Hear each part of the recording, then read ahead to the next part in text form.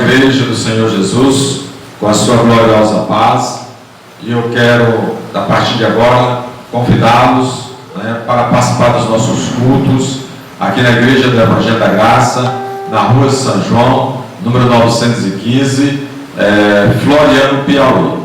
Nossos cultos é quarta-feira da Vitória, a partir das 19 horas, sexta-feira, Cura e Libertação, também no mesmo horário, às 19 horas, e hoje, domingo, o culto da Sagrada Família, o culto ao Espírito Santo do Senhor. Também queremos saudar todas as pessoas que estão nos assistindo pelo Facebook, pelo YouTube e também pelo Instagram.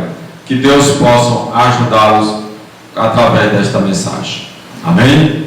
E a mensagem de hoje, nós vamos abrir nossas Bíblias no Evangelho de Jesus Cristo, segundo Mateus, capítulo 13, a partir do versículo 14. O título de hoje é a parábola dos tesouros escondidos. E diz assim a palavra do Senhor: também o reino dos céus é semelhante a um tesouro escondido num campo, que um homem achou, escondeu, e pelo gozo dele vai, vende tudo quanto tem e compra aquele campo.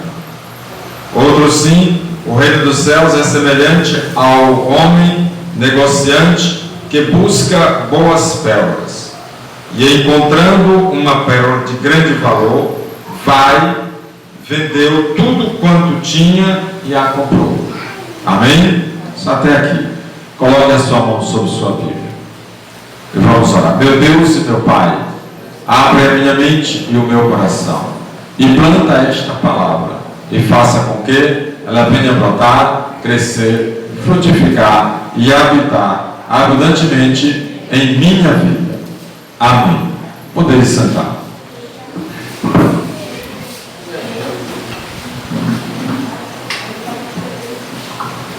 Meus amados, o nosso tema de hoje é a parábola do tesouro escondido.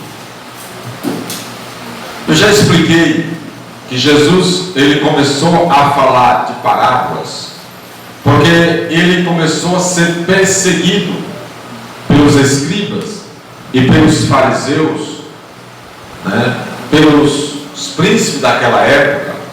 Eles começaram a perseguir Jesus e eles ficavam atentos a tudo que Jesus falava. Para eles depois, eles mudavam, deturpavam, que era para acusar Jesus de alguma falha. Então Jesus começou a usar as parábolas no último ano do seu ministério.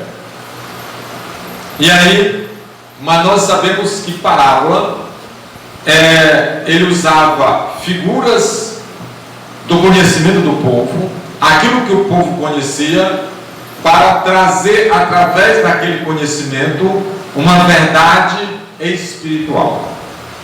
E aí ele vai e conta esta parábola, dizendo que o reino dos céus é semelhante a um homem que encontra um grande tesouro. E ele disse que este homem, encontrando este tesouro, o que é que ele fez? Este homem pega, esconde, devolve, coloca no mesmo lugar e vai, corre até as suas propriedades, a sua família, chega lá e vende tudo que ele tinha e volta e compra aquele campo. Comprando o campo, o tesouro que estava no campo era dele. Então Jesus estava falando de algo que naquela época, naqueles tempos, era uma coisa normal e natural. Por quê? Porque naquele tempo não existia bancos. As pessoas guardavam as suas riquezas em casa. E o que é que acontecia? Quando chegavam os invasores, que eles entravam em briga e venciam, eles levavam tudo que aquelas famílias tinham como despojo de guerra. Toda a riqueza eles levavam. Então, qual era a forma melhor de você proteger o seu tesouro? Era enterrando num campo, longe de casa. Então, as pessoas faziam isso e eles, muitos deles, morriam sem dizer aonde escondeu aquele tesouro, e aquele tesouro ficava escondido, perdido. Aqui não diz de que forma o homem encontrou esse tesouro. Se foi arando terra, né, se foi cavando, mas sabe que ele encontrou. A parábola diz isso. E Jesus estava falando de algo que para aquela época, hoje não é, mas para aquela época era uma coisa comum. Era assim que as pessoas protegiam os seus bens. Era pegando os seus tesouros e enterrando. Tem até um programa de caça de tesouro, que quantos e quantos tesouros foram enterrados, e as pessoas, tem grupos especialistas que procuram.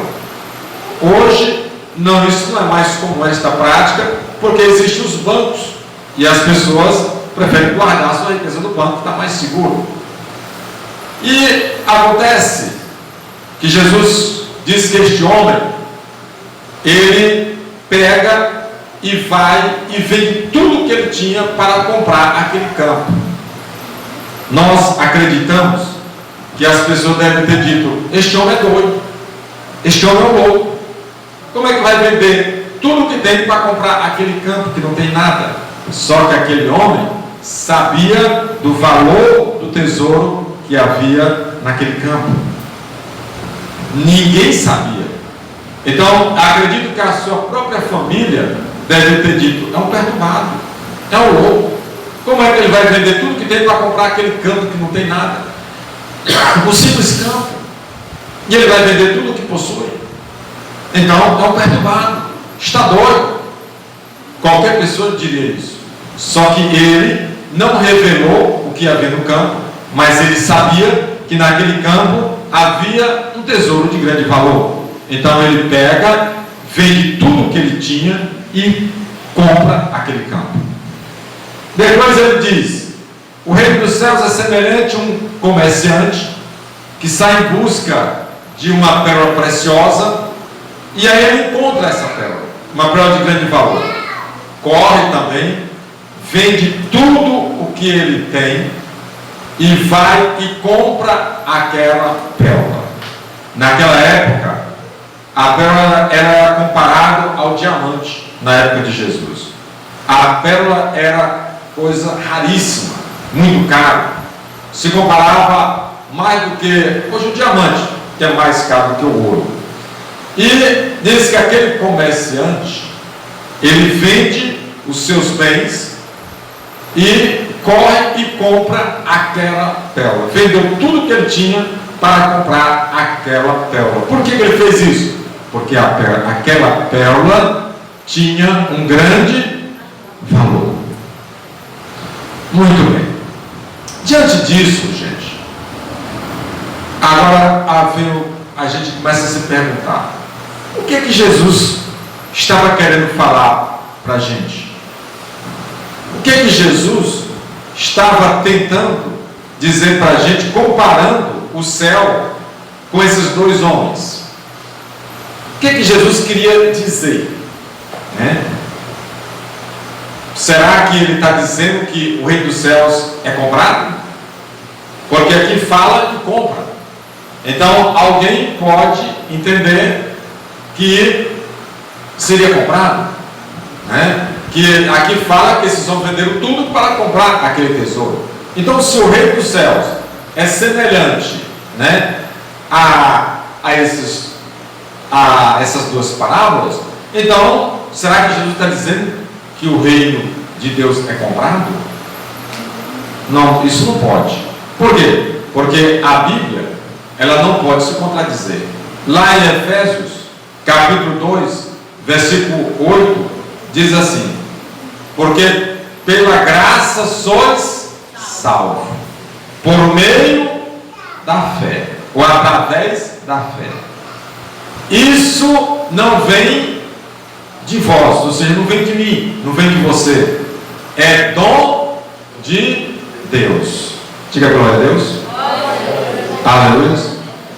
Então, se a salvação, o reino de Deus, é de graça, então não tem nada a ver com comprar. E muitos até usam isso aí para que as pessoas comecem a ter que, não sendo crente, agora o crente tem que vender tudo e entregar na igreja, ou entregar ao pastor, ou fazer obra de caridade, porque assim eu vou ser salvo. A Bíblia diz que a salvação não é esforço nosso, não é mérito nosso. A salvação é um dom de Deus, é de graça, e é através, da fé. E outra coisa importante, é de graça, mas não é uma graça barata, é uma graça cara. Como assim, pastor? É uma graça cara, porque para que eu e você fosse salvos, Jesus precisou morrer. Olha o preço, olha o preço que é esta graça. É um preço muito alto, que foi a vida do nosso Salvador Jesus, que morreu para nos salvar. Então ele morre na cruz, derrama o seu sangue, para que eu e você pudéssemos ser salvos. Então não é uma graça barata, é uma graça, mas é uma graça cara. Amém? Então não tem nada a ver com comprar. Mas aí a pessoa pode dizer assim: bom, não tem nada a ver com comprar, mas então será que pode ser, aqui Jesus queria também falar para nós, que a gente tinha que se esforçar, era o esforço, porque aquele homem vendeu tudo, teve um grande esforço, uma grande luta, foi e comprou. Será que é esse o objetivo? Será que é isso que a palavra está querendo falar? Será que é esta a mensagem que essa palavra quer falar para nós? Era isso que Jesus estava querendo passar para a gente? Porque muitas vezes as pessoas até recorrem ao texto para distorcer uma verdade. Ah, mas aqui está falando em vender, aqui está falando em comprar, vendeu, comprou, então o reino de Deus é assim?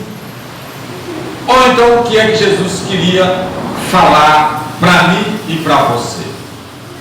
Meus amados, como a palavra de Deus ela não pode se contradizer e não se contradiz, o grande problema nosso muitas vezes, como eu falei aqui ontem, é a falta de conhecimento, mas quando a gente conhece, a gente jamais seremos enganados por alguém distorcer, isolando o texto de contexto. Porque como a própria Escritura diz, isolar texto de contexto é pretexto para heresia. Porque se você isolar um texto do contexto, a Bíblia, você vai encontrar apoio a tanta coisa.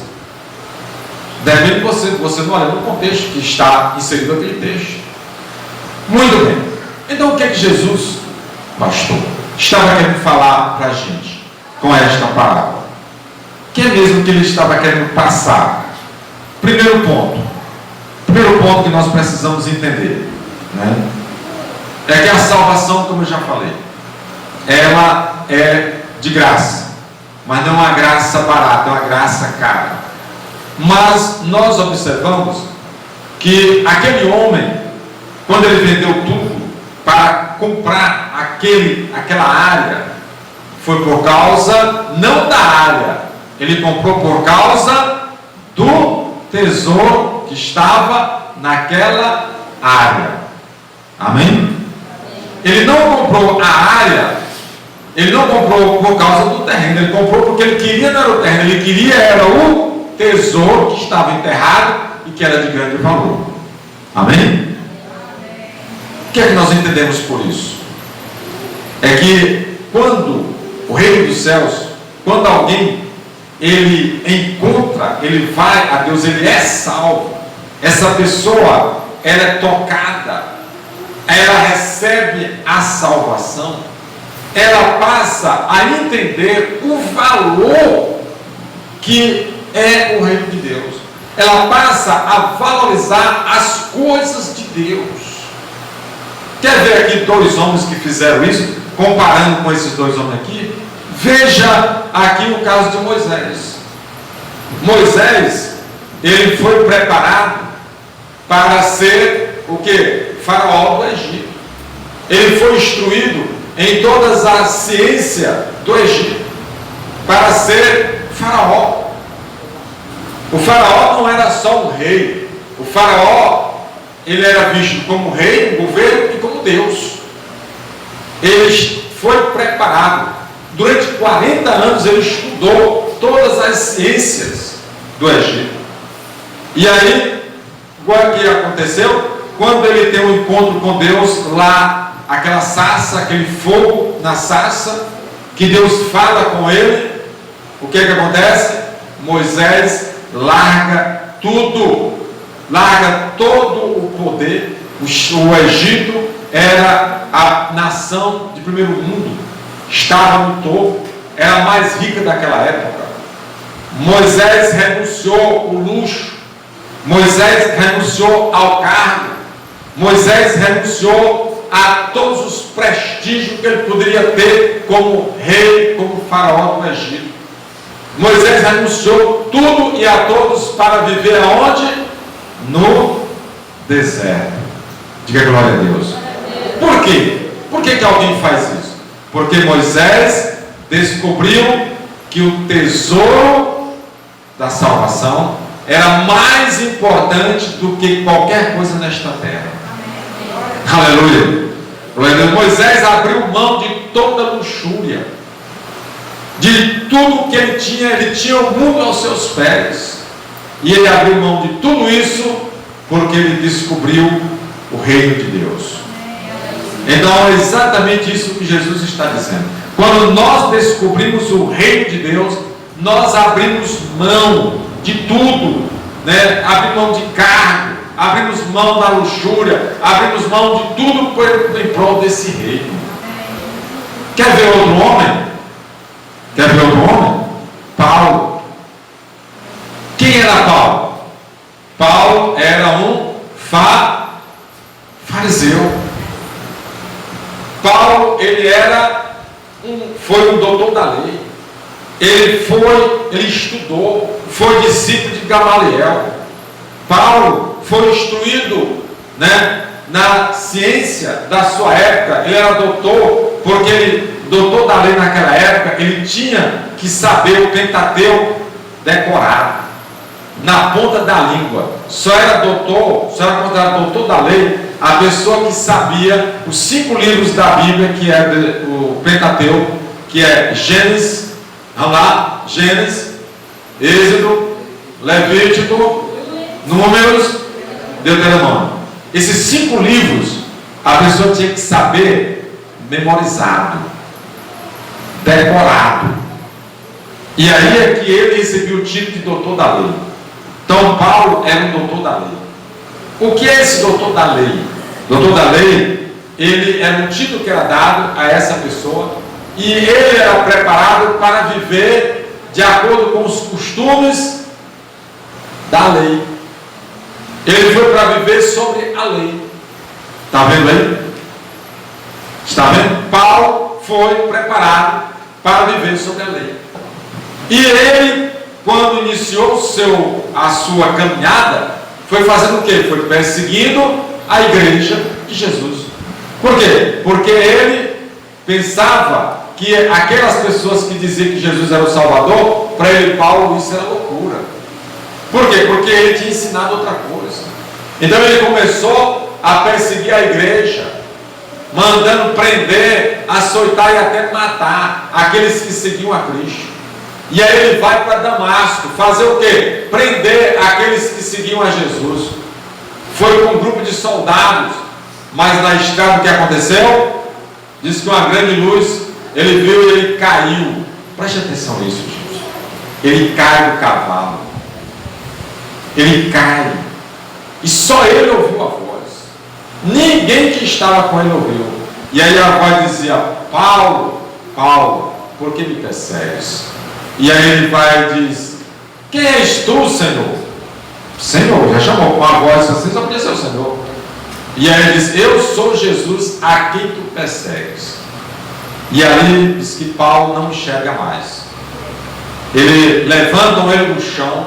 Então Paulo, para ele poder descer do seu orgulho, para ele poder descer da sua posição, que ele é doutor, que muitas vezes a vaidade, muitas vezes nós somos arrogantes, somos desobedientes, somos muitas vezes até rebeldes, porque muitas vezes até porque, não, mas eu entendo as coisas assim. Paulo entendia dessa forma, achando que ele estava certo, mas ele não estava. E aí foi preciso ele cair do cavalo. Paulo caiu do cavalo, literalmente, comeu pó, comeu terra, e foi levantado do céu. De glória a Deus. E aí levaram ele, e aí Paulo, desde essa hora, diz que Paulo ficou em oração e jejum durante 3 dias. E aí Deus vem, fala com Simeão e diz: olha, vai orar, procura este homem e ora por ele, porque aí Simeão disse: este homem? Saulo? Não, esse homem não. Esse homem está nos caçando para matar. Como é que eu vou orar por ele? Aí Deus disse: este homem é um vaso meu, escolhido por mim. Diga glória a Deus. Quando você é escolhido por Deus, não importa quem você é, não importa se você é arrogante, não importa se você é orgulhoso, não importa se você é doutor da lei, não importa o doutor que você é, você vai cair do cavalo e você vai comer pó, mas você pode ficar até cego, mas você vai ser usado. Amém. Ninguém escapa disso. E foi o que aconteceu com Paulo. E aí Simeão ora em Paulo e Paulo volta a enxergar. E aí o que é que acontece? Paulo se tornou, não conviveu com Jesus, mas foi o maior apóstolo. Foi quem escreveu, quem implantou toda a filosofia do cristianismo. Diga glória a Deus. Quem implantou foi Paulo, que não conviveu com Jesus. Está vendo? Aleluia. Mas foi o vaso escolhido. Então aqui nós estamos vendo que esses 2 homens, quando eles descobrem o reino de Deus, eles abandonam tudo. Paulo tinha uma carreira brilhante. Paulo, por ser doutor da lei, ele poderia se tornar o primeiro da sua posição. Os principais, que eram homens que tinham posição, um tratamento VIP, E aí Paulo larga tudo isso para depois ir morar numa prisão. Olha só, largou tudo isso para depois viver numa prisão de Roma. Mas nem por isso Paulo ficou triste, nem por isso Paulo ficou deprimido. Ele largou tudo, mas ele sabia que ele tinha trocado tudo por algo mais precioso. É exatamente isso. Mas as pessoas do mundo não veem isso. Eu acredito que a mãe de Moisés, a filha do faraó que pegou Moisés para criar, ela acreditou que Moisés estava doido, estava louco. Acredito que Paulo também, todo aquele pessoal que estava com ele, estudava com ele, disseram: esse homem é louco. Como é que ele deixa tudo? Então, gente, exatamente isso que Jesus está passando para mim e para você. Quando nós encontramos o reino de Deus, esse mundo aqui não tem importância. Nós passamos a valorizar, passamos a perceber que o mais importante é o reino de Deus, como diz a palavra dele. E agora eu pergunto, e agora eu faço essa pergunta: como é que você está? Como é que está a tua atitude com relação ao reino de Deus? Qual tem sido a nossa atitude como súdito do reino de Deus? Como é que está sendo a minha atitude, a tua atitude diante do reino de Deus? Como é? Será que nós temos percebido o imenso valor do reino de Deus? Será que nós, a estas alturas, nós temos consciência do valor real que é o reino de Deus? Será que isso já aconteceu nas nossas vidas? Será que Cristo é o nosso maior tesouro? Será que Cristo, para mim e para você, Ele realmente é o maior tesouro?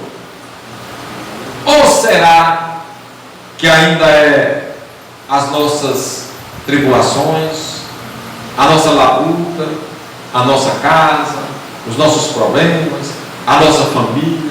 Será que tudo isso não está sendo mais importante do que Cristo?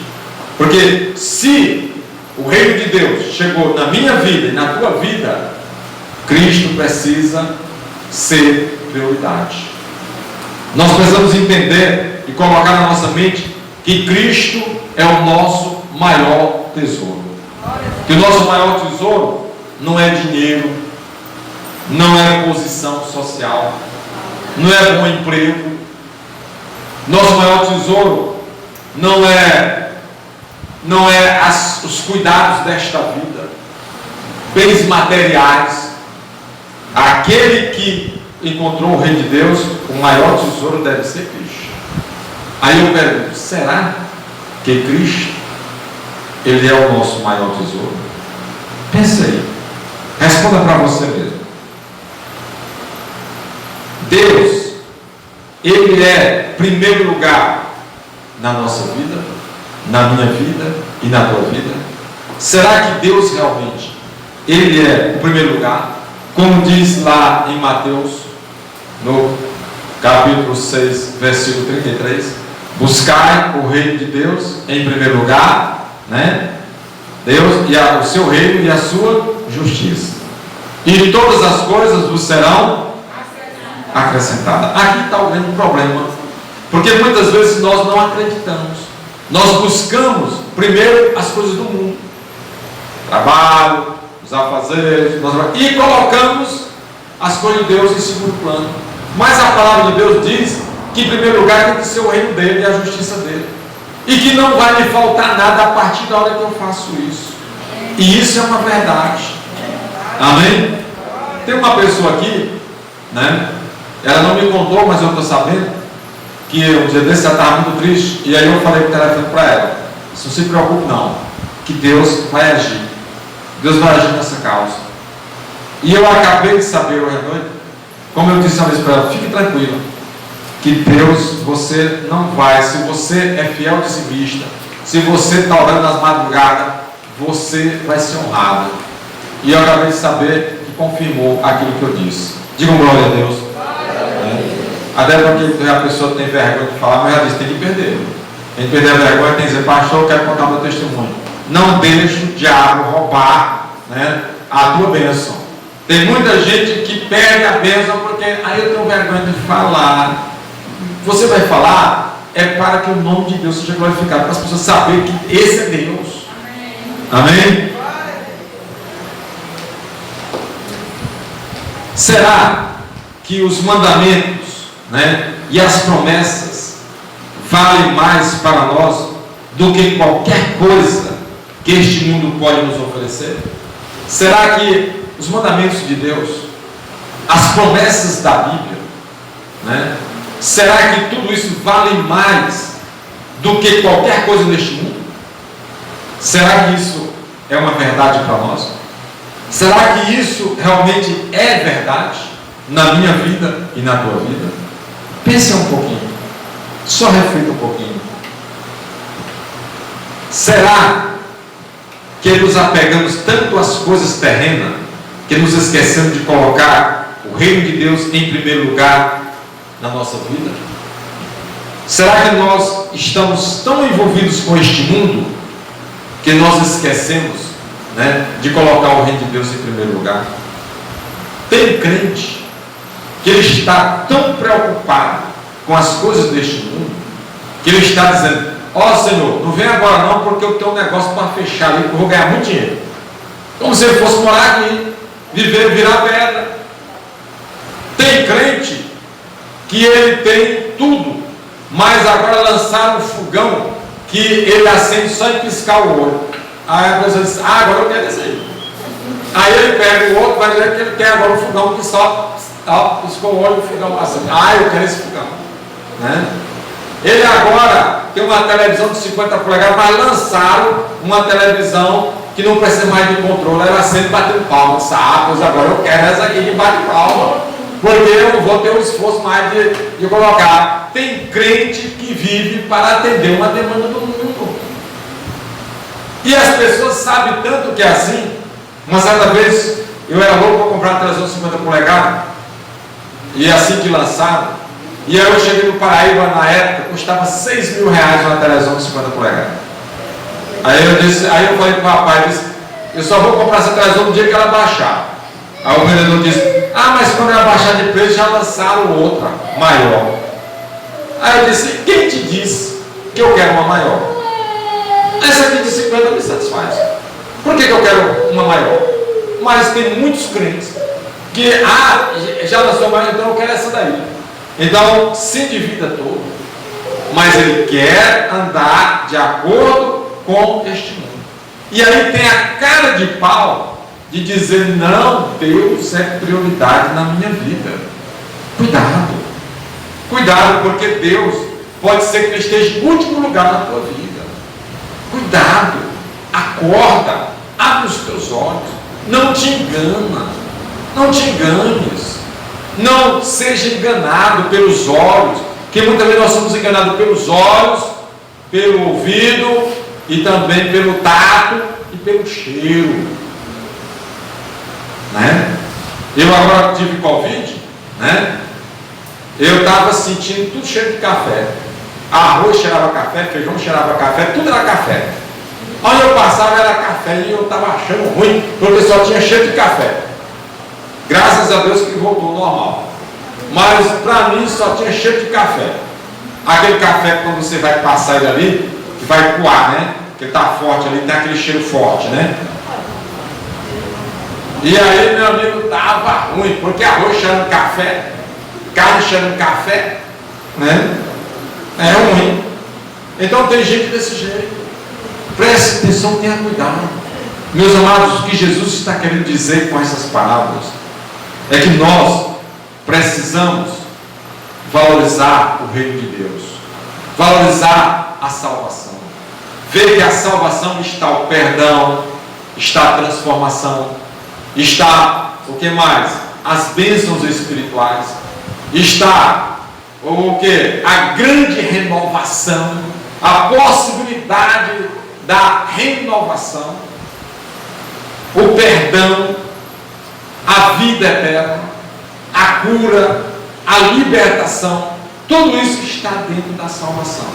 Então nós precisamos aprender a valorizar o reino de Deus e deixar as coisas deste mundo para o mundo. Não estamos tão envolvidos com as coisas deste mundo. Deixa para lá.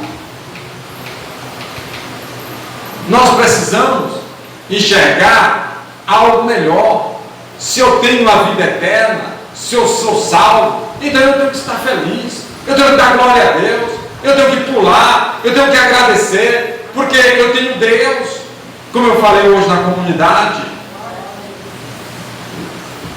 E quando quem tem o reino de Deus, ele é feliz mesmo na pobreza, mesmo no sofrimento, ele é feliz. E nós sabemos que muitas vezes o mundo, as pessoas pensam que a felicidade é riqueza e trabalham, que são condenados para ficarem ricos, e quando ficam ricos, são infelizes. Tem gente que tem tudo, do bom e do melhor, e é infeliz.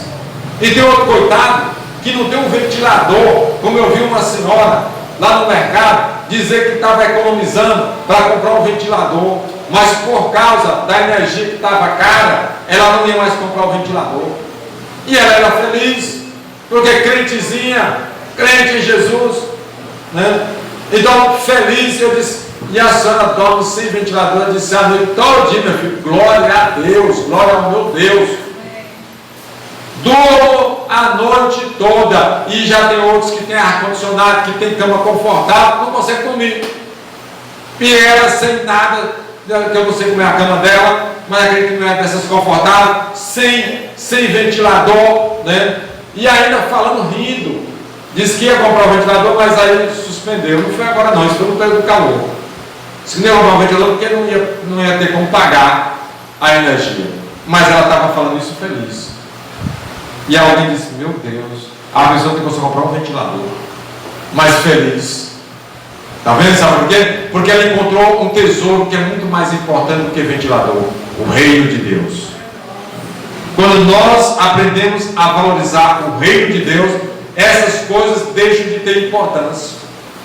Tem gente que a importância dela é ter um carro de última geração, de última hora, carro moderno, o carro é a felicidade. E aí depois a pessoa compra e ele continua infeliz. Por quê? Porque a verdadeira felicidade é Deus. E é isso que Jesus está nos mostrando. Que a verdadeira felicidade é Deus. Quando nós encontramos esse tesouro, a nossa vida é transformada. Eu bebia, agora não bebo mais. Por quê? Porque agora eu sou feliz, eu não preciso encher a cara e ficar bêbado para me ser feliz. Porque ninguém nunca viu dizer que você ficando bêbado, bebendo cachaça, gasta teu dinheiro, quando você passar você vai ter uma ressaca, uma dor de cabeça e também um problema, porque gastou o dinheiro com cachaça. Que podia ser para comer, agora gastou com cachaça. Né? Olha o problema que ficou. E aí tu é feliz em quê? Olha como é. Aí o diabo bota na cabeça que a pessoa é feliz bebendo. Aí a pessoa está triste, está com problema, aí enche a cara. Ou então vai usar drogas, vai fumar, vai fazer coisas erradas. Quer dizer, cada vez mais fica pior. Mas quando ele entende que a felicidade, o valor que tem o reino de Deus, aí ele pega e larga tudo e corre e abraça esse tesouro. Que nós possamos abraçar esse tesouro. Qual o tesouro? O reino de Deus. Esse é um tesouro valoroso. É um tesouro grandioso. É um tesouro que a gente aprende a dar valor, como eu vi o José no clamor que eu fiz domingo. Eu nunca esqueci, né? Ele com o bracinho levantado. É o Davi? É José, não? Era o José que estava clamando. É o José ou o Davi? É? Ah, Davi. Não é o José, é o Davi. Davi com os bracinhos levantados, clamando. De olhos fechados. Quando eu abri os olhos, eu vi aquele clamando. Que eu falei, meu Deus, eu tomei um susto. Eu queria ter um celular que eu tinha tomado filmado. Que a gente via que aquilo ali é dele. Ou seja, ele está entendendo o reino de Deus. Então, o reino de Deus, ele é exatamente isso. Nós passamos a ver a importância, é isso que Jesus está aqui chamando a nossa atenção. Para que a gente entenda o valor que tem o reino de Deus. E que a gente comece a desprezar as coisas deste mundo. O importante é o reino dos céus. A partir da hora que eu entender que Cristo é o maior tesouro que nós temos, então eu não vou dar mais valor ao dinheiro, não vou dar mais valor às coisas deste mundo. Por quê? Porque o meu maior tesouro é Cristo. E se é o meu maior tesouro, quem é que vai valer mais? É o meu maior tesouro. Ou é o menor? É o maior. Amém? Glória a Deus. Fique de pé. Nós vamos orar.